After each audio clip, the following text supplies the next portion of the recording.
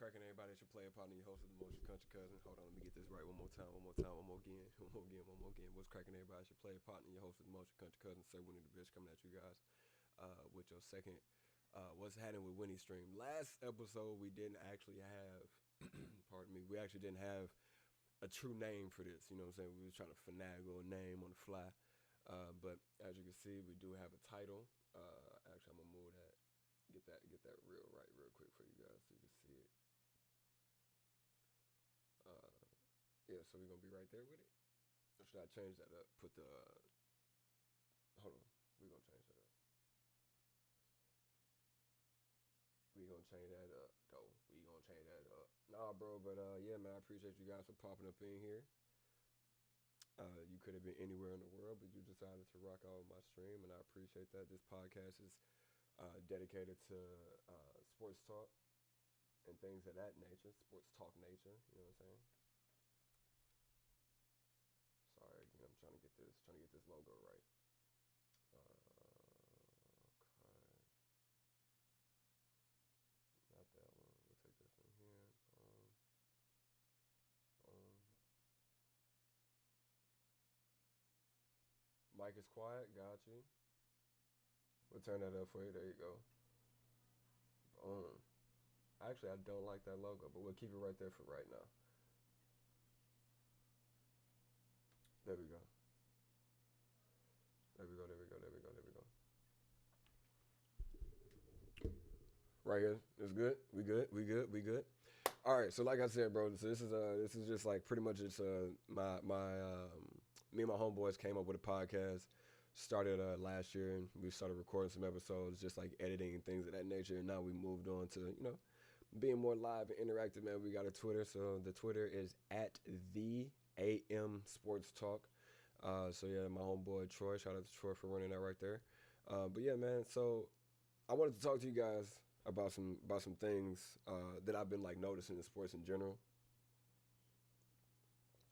Shout out to my bros for being up in here, man. The Noti gang. Both my moderators popped up in here, bro. The Noti gang. Shout out to you guys. So no, I kind of wrote out notes, man, because I do want to have speaking points. I want to make sure I stay on topic. So I was watching Brandon Marshall and Channing Crowder, Fred Taylor, and Chad Johnson speak with Andre Johnson on their podcast that's on YouTube called I Am Athlete. It was a really dope, interesting conversation about guaranteed money in NBA and NFL and how like the contract disparity is, and also where that kind of like comes from. And Chad Johnson was low-key just trying to get Brandon Marshall to see the point of view that like the NBA is more inclusive and the contracts are guaranteed. So they are okay with stepping up and speaking up more because they don't fear losing their money. You know what I'm saying?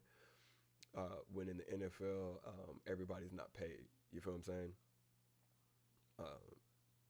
So what it comes down to is Chad Johnson was on the side of if you have guaranteed money or once you get your contract in the NFL, then that's when you're okay to speak. Channing Crowder came up with the kind of the notion of saying that he kind of wanted it to be more or less understood that you're okay to speak in the NBA because you got that bag. In the NFL, once you get the bag, then it's super, super easy to talk about like issues that matter, right? Brandon Marshall was not on that. So like I kind of wrote down some topics because I was thinking about it. It was like, so what are the points? You know, the points that kind of come from this, like what actually makes sense to argue, right? So one of the points that I had was like the NFL ownership and their control. So the NBA has control of the players, but also the NFL, or excuse me, the NBA ownership, like the commissioner, Adam Silver, is very intuitive. What's going on, bro? He's very intuitive when it comes to understanding like the pulse of his players. The NBA is mostly made up of people that look like me, while the NFL is made up of mostly people that look like me also. But the ownership levels of people are all white, some black ownership and some brown ownership, and in the modern day NBA. But we'll take race out of it, and we'll just put in the fact that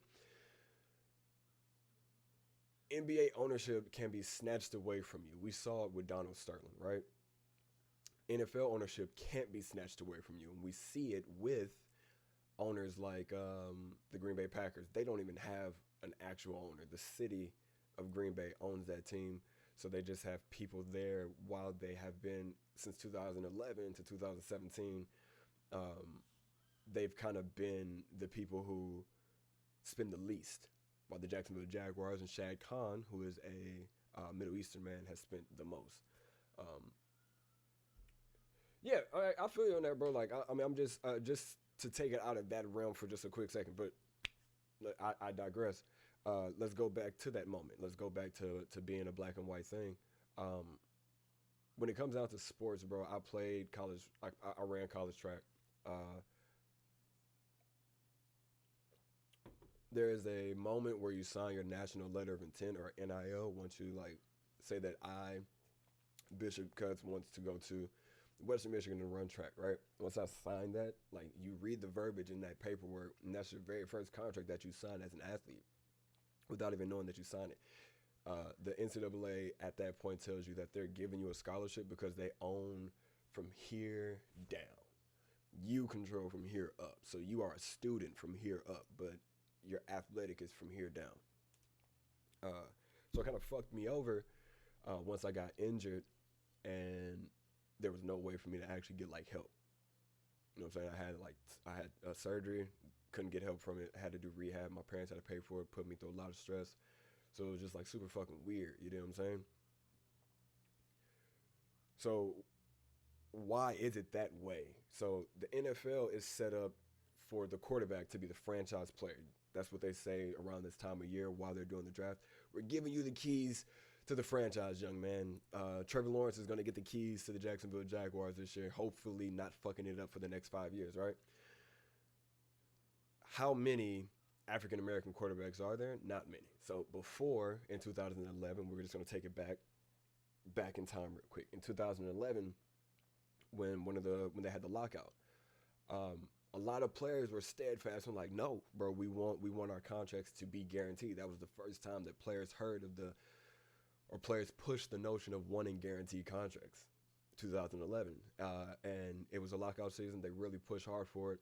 But what happened was the NFL grabbed a few players, one of them being Drew Brees, who had just come off of like a really decent season.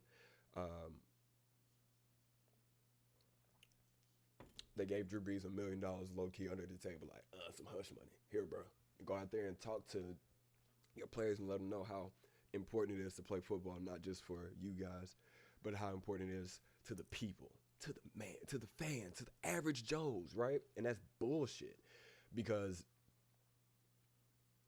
players like Kenny Stills, who's a wide receiver, has never seen a multi-year contract since he decided to stand up and be a black man before being a football player. And that's some fucking bullshit. It really fucking is, dog. Like, look it up. Like, he took a knee and he's bounced around teams since. Colin Kaepernick took a knee and he's not been in the league since. And people try to say it's because of bad play. Eat a dick. The Bills had Nathan Peterman. Niggas was throwing the ball to other teams on purpose. So please tell me what the disparity is in gameplay. Like, it's some people right now that Colin Kaepernick could be taking their job. Daniel Jones, Mitchell Trubisky. It's some people who don't need to be in the NFL that are in the NFL that don't care about the majority of the NFL. So, again, we going to reverse it back to 2011. Who was sitting at the table talking for our people? NFL teams weren't allowing skill players or things of that nature to kind of be at the table because they mostly needed to be in these meetings and these meetings and that practice and make sure they're putting in the work to guarantee that they could possibly get a contract in the next year or two. So who was at the meeting? It was long snappers, kickers, and punters. Long snappers, kickers, and punters ain't gonna kick it. You know what I'm saying?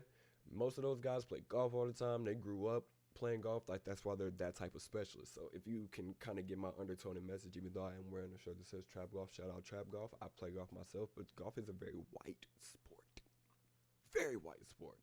So when you look at it, you have white men going to the table talking about contracts for black people with white men. That don't make no fucking sense. So now we actually have the opportunity in 2016 when things are getting low in the world and we need to have some contrast. we got some shit going on. We got a football player in San Francisco who is a Kappa. He kind of understands his African American, his Afrocentric self. So he takes a knee in order after talking to also military men like myself. He also talked to some military men and let them know like what was one way that I could during the national anthem make a statement without disrespecting the flag. And the guy said, just take a knee. That's what we do, because that's what we do. So it's weird to me that at that time it was just Cap, right? And that was Brandon Marshall's point. It was just Cap, and I rock with him on that. But you can't expect people who have been kind of like institutionalized to shut the fuck up and dribble or shut the fuck up and run to stand up and be black in a moment where they got bills to pay. They just got their mom out the hood, bro. Like, that's why they do one and done in college basketball, because they just got their mom out the hood, bro. That's their one chance. So this dude played football for 3 years, smacking dudes in the face for 3 years straight to make sure he was a top 25 pick to get that nice bread. He's not fucking that up before he gets a second contract. So he got to wait. He got to wait real long, bro. Because if you are Quan Alexander, it takes up until a few years ago when the San Francisco 49ers decided to give you a big contract before you could actually decide to be your full self. You feel what I'm saying? Your full black self. So to me, it's just kind of weird that, oh, I lost some followers. I lost some viewers with that one. Ooh, I lost some viewers with that one. I like that, though. But here we go. So being a black man, at quarterback, which is, again, the face of the franchise, we have Lamar Jackson, Russell Wilson, Deshaun Watson, hopefully not for long, Teddy Bridgewater, but they just traded for a lesser quarterback,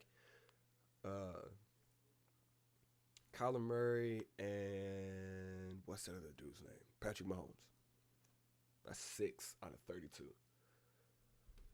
Russell Wilson just now decided to speak up about certain issues, and that's like, wow, thank you, but you like a day late, dollar short. Now, in that same exact time frame, the NBA kicked what's that dumbass dude from the San Francisco, from the Clippers? Donald Sterling. They kicked his ass out the league, gave the team to a billionaire owner. The league has been steadily rising with the inclusiveness of their African American players. The NBA PA is ran by Chris Paul, who's one of the smartest and most intertwined basketball player that we've had in the past like 10 years. So like he's been running it. So like all the meetings that kind of like matter or mean some shit to the NBA players when it comes to their contracts are ran by somebody who looks like and understands the situation of them. Like if they sit out or if they want to sit out, they should have that choice. It shouldn't be like a repercussion for them. You feel what I'm saying? So it's just weird. So the stars matter, bro. Like when your top stars are in the NBA, LeBron James and Steph Curry and Kevin Durant, and these guys are speaking up, Kyrie Irving is speaking up, and they're very well spoken about the things that matter.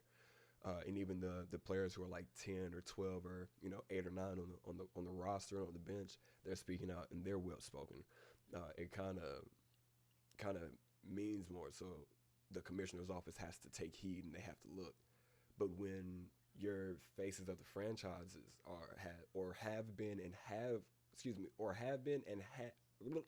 have been and are guys like Phillip Rivers, Peyton Manning, Carson Wentz, Tom Brady. Like, these guys ain't really stepping up and rocking with us.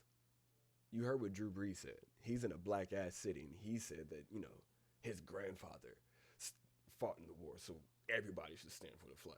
Not knowing that the Tuskegee Airmen fought in the war also, but when they came back home, they were treated like shit. Just rock out with me, bro. If this shit makes you uncomfortable and you left, when you watch it again and you see this part, just understand, bro, like, it's uncomfortable. It's an uncomfortable situation. It's an uncomfortable conversation, but it has to be said. It's something that has to be said. We're just not your factors of entertainment. You feel what I'm saying? When life is hard for you, you can't just turn on basketball and see people hoop, bro. We just lost another man in Minnesota, low-key a whole year after George Floyd died in Minnesota. This shit ain't no fucking joke. Like, this, what does my life mean to you? Put that in the chat. If you rocking with me in the chat, like, what does Bishop mean to you? If I was to lose my life to police brutality outside for some bullshit, you know what I'm saying? Like, how would you feel? Like, I got a daughter, cuz. Like, that's crazy to think about. Niggas is really out here telling us to shut up and dribble, where we see people that look just like us on TV dying every single day, but we got to be your source of entertainment, and you patting us on the back, telling us how much you love us, not much you care for us. Rock out with me.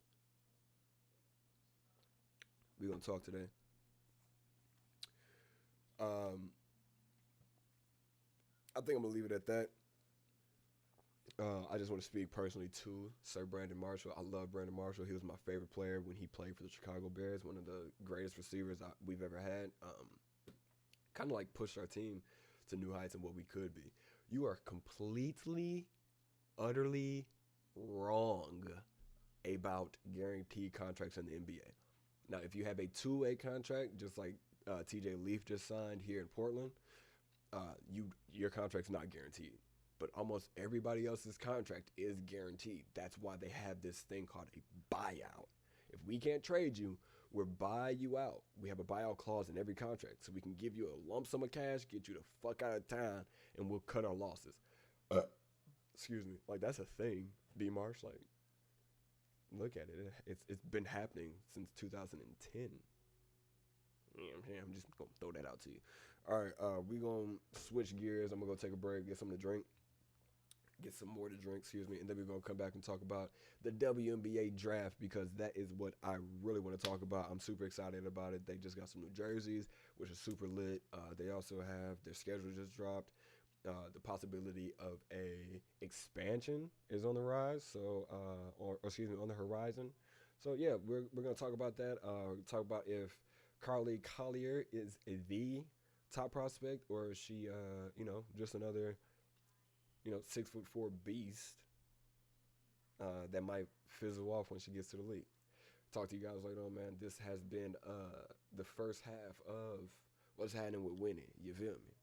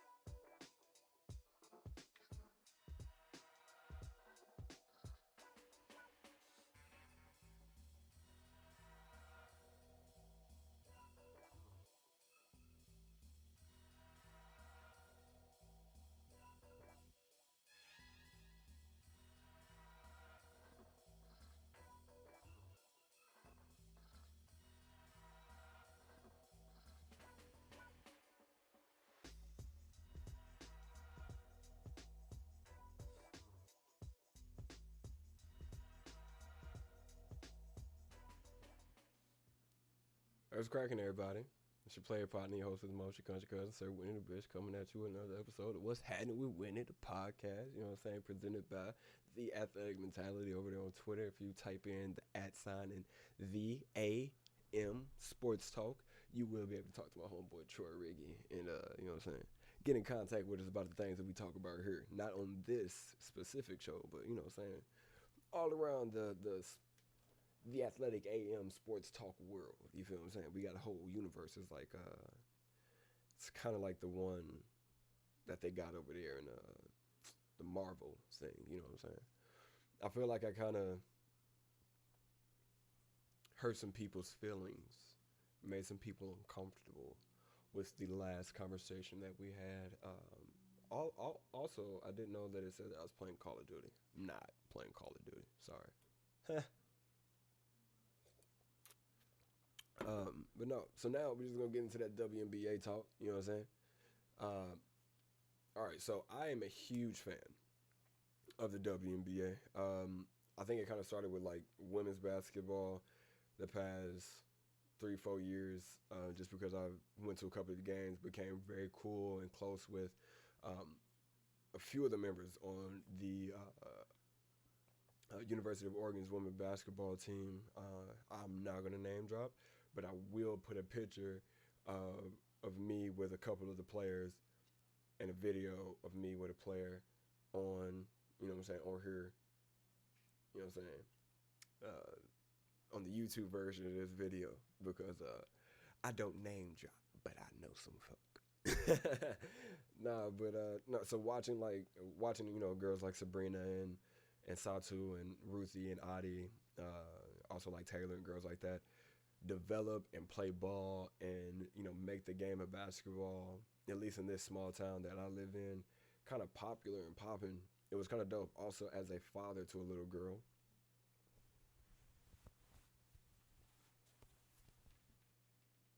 Oh, hold on right there. Boom. Shout out to my little daughter, Penny. But as a father to a little girl, you know, a lot of the females a lot of the women, that play basketball for the University of Oregon, I'm close with, and I've like literally been like, I can't wait for you to train my kid. You know, my daughter's gonna be the next you. My daughter's gonna like break your records here, do shit like that here. And so to be able to have a platform like my podcast where not only can I talk about you know, issues in sports and like things like that, like major issues or just like the highlights and stuff like that, I could talk about things that matter to me, you feel me? And the WNBA is something that's very near and dear to my heart. My sister was my first favorite basketball player as a WNBA hopeful. She was 6'5". She was supposed to go to University of Tennessee. She turned that down to go to a smaller school that focused on veterinarian work. So shout out to my sister. But yeah, she was like my favorite player. You know what I'm saying? One of my favorite players growing up. I idolized her game. You know what I'm saying? She was my younger sister too. I just loved watching her game in the post. She was a beast. And now I can like respect that when I see players, you know, that not that I've trained or, you know, things like that, but, you know, that I've seen in person. And some of that I've trained, but like, you know, that I've seen in person and, you know, worked with offhand or, you know, just like giving some tips here or there, you know, seeing them, you know, grow and things like that. Like the game of basketball is growing fairly big in the WNBA circuit, and I am going to say it now and here that I'm going to try my hardest to be the voice, kind of the heartbeat, the voice, a place where, you know, women can come in, or WNBA players can come in, you know, college players can come and be like, yo, I'm going to the league, cuz, and you heard it here first on What's Hannin With Winnie, you feel me? So, hey, Ratchet Cat Lady! Yay! Shout out to my girl Rachel for being up in here, cut. But no, so we're going to get into the WNBA talk, man. So it's crazy. The Dallas Wings have fleeced they fleeced the WNBA draft. They have, I'm looking at it here, 4 out of the top 10 picks, including the first and second pick in the draft. So I'm thinking the best thing for me to do, you know, with those picks. All right, so we'll just give you the order real quick. So it's Dallas Stars 1 and 2. Then we got the Atlanta Dream, and then coming back with that is Indiana Fever, and then the Dallas Wings again. New York Liberty, the Dallas Wings again. Chicago Sky, Minneapolis Lynx, Los Angeles Sparks, Seattle Storm, and then the Las Vegas Aces. Um, Out of all those teams, I am very, very biased with two, maybe three, four of them. I ain't gonna cap four of them because you know what I'm saying. Like Sabrina plays for New York, and Sko Ducks. Um, Ruthie plays for Chicago, and that's my hometown. She also played for the Ducks. That's my home girl. Um, I know Mercedes Russell, like on a low key personal note, like me and her like hooped a lot together. Me, her, and Corey trained a lot, and she plays for the Seattle Storm. And then the Dallas Wings has Satu Sabali, and they're also going to have Carly Collier. Yo, shout out to my boy Iggy Jordan for the. Hey man, I appreciate that. I know I'm an egg man. I know, Knox. Let's go. No man, but I think that it's super dope because if they get Carly Collier, who is projected to be the number one overall pick in the draft, I think she's like 6'5", 6'4", 6'5". She's a beast, bro. Average 19 points, 11 rebounds, that one and a half blocks over 31 games. 6'5'4". She shot 32% from the 3-point line, I think, dude. So she's kind of dope. Yes, sir. That's hella inside joke for the Outer Club family. The Knox is a hella inside joke. And then so I think that she is very much so a lock for number one overall pick. She's legit one of the greatest college basketball players to come out of Texas on the women's side. A lot of people compare her game like beast mode in the paint to like when Candace Parker first came out, but then she has like the beast of Brittany Griner and Lisa Leslie low key. So I think that's super smooth.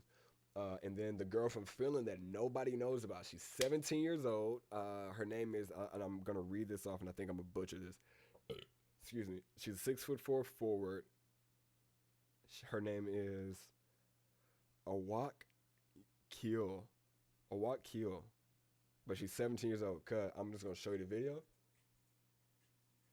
Reverse dunk, just a reverse slam, and then she's off one foot, bro. Tomahawk.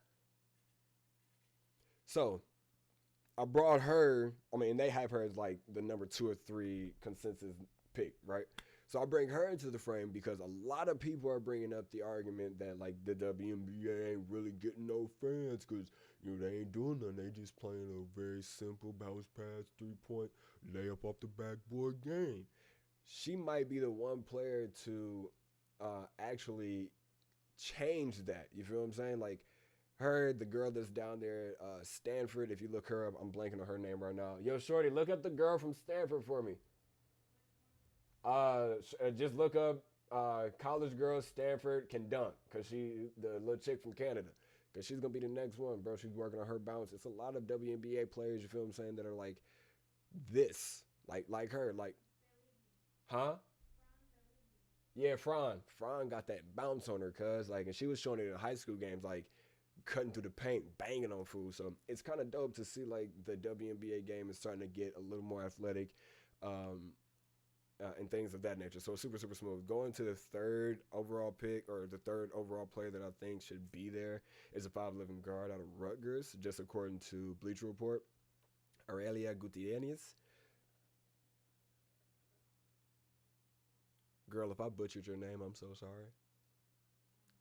I'm so sorry. But no, she's a defensive stalwart, bro. 21 points, so she can put up that bucket. She a clip. She can lock you up. I think she said Kennel, Daddy. Kennel. He does not listen at all. I have a dog. He's like a little boy. He's hard-headed. He doesn't listen. Now we're going to move on. No, but she's so she has that size, you know what I'm saying, like 5'11", 6 foot, so she can guard 1, 2, and then like sometimes with her like quickness, she can low key guard the 3. I've never really seen her do much of it, but like she for sure can lock up 1 and 2. Like I said, 38% from the field, so low key shooting 40% from the field, 21 points a game, 6 rebounds, 5 assists. She's a bucket. It's okay, he's perfect. Rachel, I can't wait for you to meet him, Rach.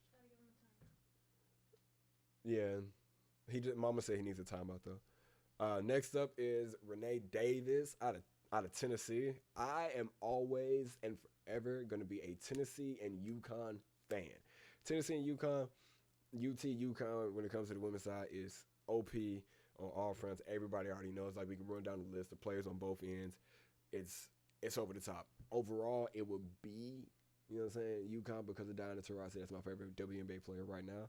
But homegirl has a 6'2" frame, super, super lanky, bro. She has the ability to like work you. You know what I'm saying? Like how people on like right now, how we like the guys to like be shifty. She's super shifty on the offensive end, can lock you up with that long wingspan on the defensive end. 51% effective from the free throw, or excuse me, from the field goal range. So she's a clip, like easily a clip. You know what I'm saying? Like, you cannot deny that. And then we all know the superstar of the recent women's Final Four run, Ari McDonald. She only, and I'm just gonna show respect and put some respect on her name. So, you know what I'm saying? So I'm not getting nothing wrong. 20 points, 4 assists versus Stony Brook, 17 and 11 rebounds versus BYU, 31 and 5 versus Texas A&M, who was ranked 2 at the time, 33 and 11 rebounds versus Indiana, 26 and 7 rebounds versus UConn, 22 and 3 versus Stanford, and they were the number 1 team coming in at that bracket range. You know what I'm saying? We had the Pac-12 thing. She legit would be the number 1 overall pick if she was 5 inches taller, but because she's 5'6", a lot of people don't show her respect. But bro, 5'6" and putting up the numbers that she did, bro, she's literally just like Jordan Canada, if you know who that is. No, but bro, like those numbers, looking at it, that run in the Final Fours is kind of what put Jewel Lloyd on the map. You see what I'm saying? So like, she definitely should be the number 1 overall pick, or at least top 3. I don't see her being like a top 5 pick. I think she should be like top 3 or 4, or excuse me, top 2 or 3. It's just like I said, Awak brings that flair, that potential, because she's so young. Dude, she's such a bucket. Like, that is the 5'6". That's the definition of a bucket. She's IT. She's yeah. Yeah, bro. Right, Rach. You know what I'm saying? We can work on that. We can work on that package. You know what I'm saying? No, and then moving on, bro. We have I'm not gonna get into stats in the next ones. We're just gonna run down what Bleacher Report has to have. Dana Edwards is the guard out of Louisville. Then we also have Chelsea Dungy out of Arkansas. Jasmine Walker out of Florida, or excuse me, out of Alabama. Natasha Mack out of Oklahoma State. Michelle Onwenu out of UCLA. Eliana Rupet out of France. Kiana Williams out of Stanford. Dejana Carrington out of Baylor. So she was one of the guards at Baylor that like kind of like pushed that shit out. What's cracking, mama? And then Unique Thompson out of Auburn. That's the number 14 pick. And then number 15 is the Australian guard, Shayla. I'm going to say it like I'm Australian too. Shayla Hill. But it's Shayla Hill. That was a terrible accent. I'm so sorry. And this is the person I wanted to talk about. Her name is Kyrese Gongrich. She shot 43% from the three-point line for 3 consecutive seasons. 3. Resonated. Oh, Bishop, what that mean in NBA numbers? You know we don't watch WNBA. I'm gonna tell you right now. She would be the equivalent to like Klay Thompson on any WNBA team. If you have the pick at number 6, like the New York Knicks do, I would suggest picking up her to go with Sabrina, and that is literally Sabrina's Klay Thompson. And then you got a fucking squad after that. I digress. We're going to keep moving on. Leslie Pullum from Northwestern. Shout out to Chicago. Nade Jones out of Texas A&M. Chelsea Perry out of Tennessee Martin. Shout out to Tennessee Martin putting some players on the map. Chelsea averaged 23 points a game. Or, hold on. She averaged 23 rebounds and 22 points a game. Wow. Hold on. Yeah, so this says that she averaged 23 rebounds and 22 points a game. That is crazy. And then she also shot 42% from the field, getting her long range jumper. What? And then moving on, we got Dede Richards out of Baylor, who is the also the complimentary guard to the one that we spoke of earlier. Bro, I'm telling you, if you don't have anything to do and you really want to expand your mind a little bit and be like, bro, like what does the WNBA have to offer? I would suggest you guys watch the draft, catch up on some players. The draft is in 2 days. I would suggest you guys go to Bleacher Report, catch up on some of the players that are there. They got like a really great poll going on right now. Who everybody thinks they should be the number one overall pick. Everybody consensus wise is saying Carly Collier because why the fuck not? She's Kevin Durant, bro. But yeah, bro, we also have the WNBA schedule that just came out. I'm super excited for the Chicago Sky season because Candace Parker's going back home. I was in love with Candace Parker for so long. Like I said, my sister was, my mom's in the chat too, so y'all can actually fact check this. My sister was also getting like recruited by Pat Summit along with Candace Parker at the time. So like we were low key like, you know what I'm saying? At least me, you know what I'm saying? My little short messed up T self. I was like, what's going on, baby? Let me go in here. Nothing. But then she gets to the league, and then she marries a guy like Marvin Williams. And if you know who Marvin Williams is, okay, we're going to move on. But so the WNBA released a schedule. So the season starts May 14th. So shout out to the May month. I'm trying to see if they actually have it or if they're just going to like run it on every team or give me highlights. Let's see.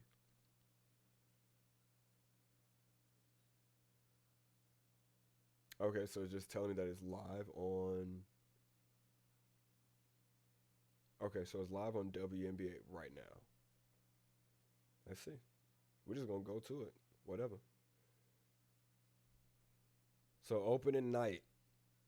We're just gonna open night. So opening night we got the Indiana Fever and the New York Liberty. We have. Yeah, bro, the Funko Pops are lit. Also, check this out. I know Jordan's gonna hate this. LeBron James. LeBron James. LeBron James. You didn't even see this. You just knew I was bringing it out, and you typed in "ew" before I even put it on the screen. You jackass. That was my fiance I'm talking to. I love you guys. But no, the Indiana Fever versus New York Liberty. Then we have Connecticut Sun versus the Atlanta Dream. The Phoenix Mercury versus the Minnesota Lynx. Straight up, shout out to Wise Licks, man. Yeah, the setup's lit. No, but Maya Moore is also taking this season off after taking last season off to help her now husband get off of a murder rap or something like that. And then we have the Dallas Wings and the Los Angeles Sparks. That game I'm going to be paying close attention to. Might be doing a live stream with it. So I'll be watching the game over here and then talking to you guys about like the highlights that I see as we go on. Because again, with Dallas having 4 of the top 10 picks, it's kind of insane to think that they won't just rebuild and reboot and just have a team that is insane moving forward, right? So now with everybody wanting to know, because like for me, this is something I've always loved growing up. I've always loved jerseys, right? Are you supposed to be out, dude? I just don't get you. You get in so much trouble. I just don't know, bro. I don't get it. All right, but no, with me, I love jerseys. I will buy a new video game. I will buy Madden or 2K if any team has a new jersey coming out. So next season, when Madden 22 comes out, I'm gonna buy that jersey. I'm gonna buy that because the Cincinnati Bengals are gonna have brand new uniforms. I am a hoe for uniforms. You give me some dope ass kits, I'm a rock it. I'm a hoe. I promise you, I am. Milo, Jesus Christ, Milo, your grandma says was cracking, but no. So we're gonna go through and show you guys the WNBA jerseys. I think they're super fucking awesome. A couple of things to note though. If you've seen the WNBA jerseys previously, they had this thing where they just like sponsored off the front, so you only had the girls' numbers on the back. Now they've opened up the world a bit more, and put the number on the front along with the team name. I think certain teams still have their sponsorships, but they're literally legit more like. For me, I'm gonna buy these jerseys. No cap. I'm gonna. Hopefully, I can. Hopefully, the WNBA is watching this and they like, oh man, we like what this dude's saying, son. You know what I'm saying? So we're gonna throw him some jerseys for free. You know what I'm saying? Like a little Chicago Sky jersey, maybe a Sabrina jersey from New York or something. You know what I'm saying? That teal one. But you can do that if you want. If you watching, if you want, you can send me some. But if not, I'm gonna buy it myself. But no, this is the Atlanta jersey. The Atlanta Dreams jersey. Shout out to them getting a brand new owner. Actually, an ex-player is now an owner. I think that's lit. Screw their old owner, and that is their second jersey, right? So this one is gonna be red and white, and that one is gonna be, you know what I'm saying, just that one there. Bro, this is the one that I'm so lit about, bro. Cause like, cuz, are you serious? Let me get that one and the white one, please, son. But then that one is stupid. That one is stupid. It just like represents Chicago's art district. Then we got the Connecticut Sun. You know what I'm saying? Shout out to the orange. I think that's pretty cool. And then this says Kisuski, which is the Mohegan word for sun. Says that, and so they got the blue jerseys with the. Come on now, give it to me. The blue jerseys with the. Come on, cuz, you gonna do me like that? Bro, camera, you really gonna fuck me up like that? You gotta fix yourself. You gotta auto correct because we got people watching. You screwing this up. One more time. Whatever, dude. You suck. But you can go to news.nike.com and you'll be able to see all these kits yourself. But the Dallas Wings got some dope ones. The Indiana Fever probably have the dopest alternate jersey because it's Stranger Things themed. And that's just lit as hell. Las Vegas, I kind of think the Las Vegas Aces have the same lettering and number print as the Toronto Raptors. I'm just speaking from, you know what I'm saying, from my POV. I ain't even gonna cap them. But their alternate jersey is set up to be like like the ace card in the deck, right? It's like if you're playing actual cards, it's supposed to be like that. This is a nod to the throwback jersey that the Los Angeles Sparks used to have. And then, of course, you know, gotta have the black and yellow for the Calby Jones. But they said this is black and yellow and a dozen stars, of shining stars and bodies about just brights. Excuse me, I fucked that entire thing up. Let me read this right in the right way. Shout out to LA Sparks, right? Yeah, bro.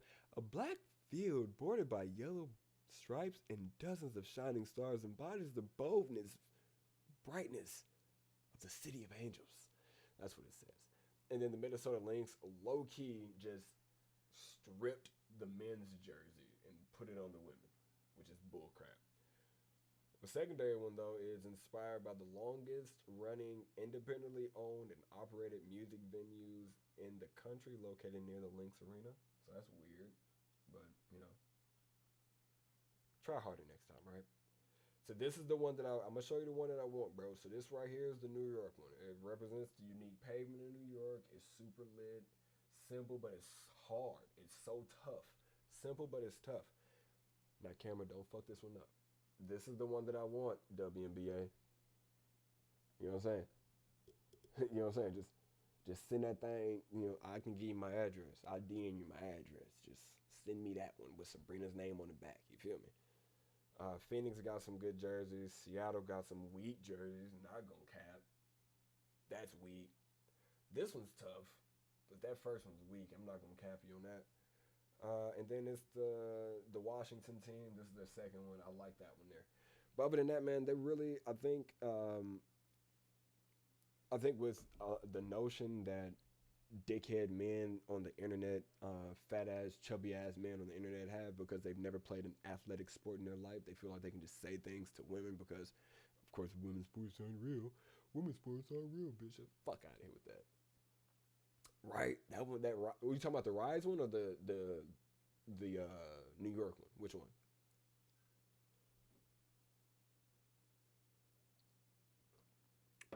But while I wait for a response. We gonna go, but a lot of people, I think the WNBA has seen it, and they've been like, you know, like we want to make this a more inviting, a more fun men that live in their mom's basement and have never touched a woman before. You're goddamn right. That's exactly who they are. Yeah, that New York kid was tough. No, but it's just I read the comments because again, like I'm friends with like Sabrina and I'm friends with Adi and Ruthie, and to see like men pop up in their chat saying how they should just make a sandwich or you don't deserve equal pay and this and that, like you don't understand the stresses that they got to go through. Um, hey, booger. Hey, so hey, Daddy's finishing up a podcast, okay? So give me like 2 seconds. Stay right here. I'm just gonna wrap this up really quick, but this is important for you to listen to, okay? All right. So now I gotta be a little PG because my daughter's watching. You feel me?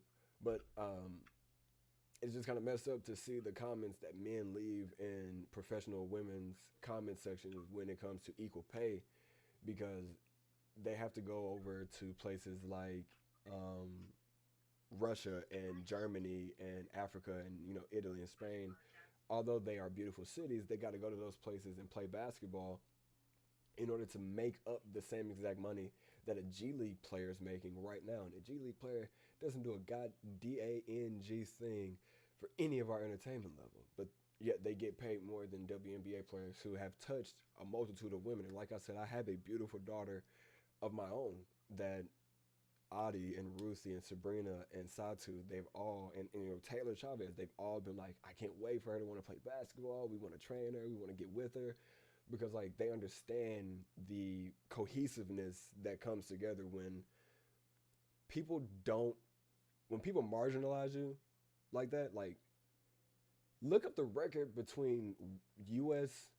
the U.S. national like men's team and the U.S. national women's team when it comes to soccer, and tell me who you think should be getting paid over $1 million. That's just that's where I'll leave that argument. You feel what I'm saying? So I am gonna cut this a little short, bro. We at the 50-minute mark, man. I appreciate you guys for tuning in. I am your player partner, host of Most Your Country Cousin. Oh, real quick, because I did say I was gonna bring this up. The WNBA is going to expand their league if they have a successful season this year. So that's that. Oh yeah, for sure. That's definitely what we're doing. Penelope's definitely gonna have a dad that speaks up in her life for the rights of all women, not just her. So you know what I'm saying. We're gonna end the episode off with the girl dad T-shirt. I am your player partner, your host with the Most Your Country Cousin, Sir Winnie the Biz. This has been another episode of What's Happening with Winnie the podcast. I do appreciate you guys for tuning in, because you could have been anywhere in the world, but you decided to rock out with me, and I appreciate that, man. Make sure you tell somebody you love them, because I love you. And in the famous words of Stan Lee, Elixir, have a good one.